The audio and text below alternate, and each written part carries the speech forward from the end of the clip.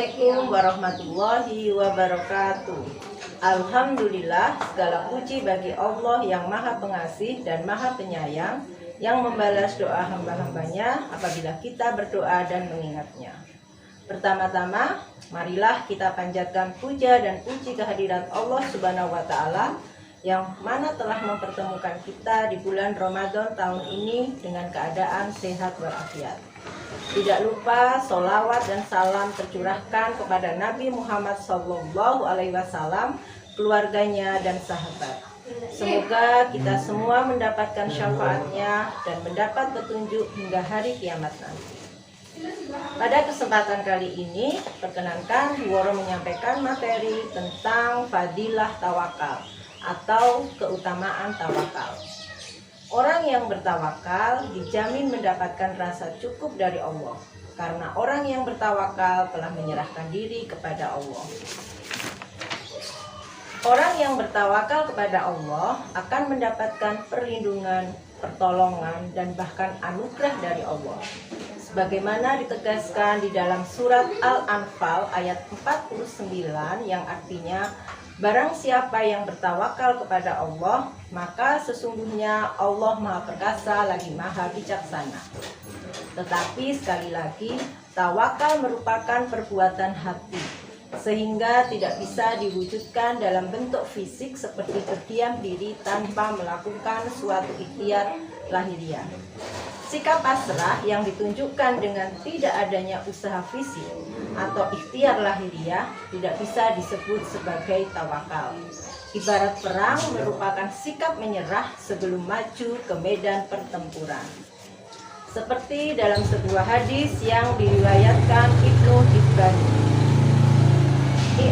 ilha wa tawakal, yang artinya ikatlah untamu dan bertawakallah. Dari hadis tersebut jelas bahwa Rasulullah memerintahkan agar seseorang berusaha atau berikhtiar terlebih dahulu, baru kemudian bertawakal. Artinya, manusia tidak boleh berdiam diri, berpangku tangan, bermalas-malasan, sementara urusannya diserahkan begitu saja kepada Allah.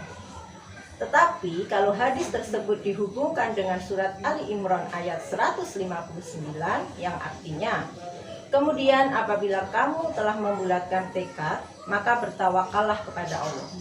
Sesungguhnya Allah menyukai orang-orang yang bertawakal kepadanya. Maka tawakal harus kita lakukan, baik sebelum maupun sesudah kita berusaha untuk mencapai maksud tertentu. Tawakal mempunyai sejumlah keutamaan yang berguna bagi seorang muslim yang menjalankannya. Antara lain, yang pertama, tawakal adalah bagian dari iman. Artinya bahwa tawakal merupakan salah satu bukti seseorang beriman kepada Allah. Seperti dalam surat Al-Maidah ayat 23. Utamakan tawakal kedua adalah memperoleh kecukupan dari Allah Subhanahu wa Ta'ala, yang terdapat dalam Al-Quran surat At-Talaq ayat 3. Allah berkata bahwa siapapun yang tawakal kepadanya, maka Allah akan mencukupinya. Keutamaan tawakal ketiga adalah mendapatkan kebaikan di dunia dan akhirat. Selain di dunia, Allah menjanjikan pahala yang sangat besar di akhirat kelak jika kita bertawakal kepadanya, seperti yang terdapat dalam Al-Quran surat An-Nahl ayat 41-42. Yang keempat adalah mendapat lindungan Allah dari setan yang terkutuk. Seseorang yang benar-benar bertawakal kepada Allah, sesungguhnya dia tidak bisa dikuasai oleh setan, karena pada saat itu ia berada sangat dekat dengan Allah, yang terdapat dalam Al-Quran surat An-Nahl ayat 99. Secara garis besar, keutamaan tawakal adalah bagian dari iman yang bisa mendatangkan kecukupan dari Allah, memperoleh kebaikan dunia dan akhirat, serta dijauhkan dari godaan setan yang terkutuk.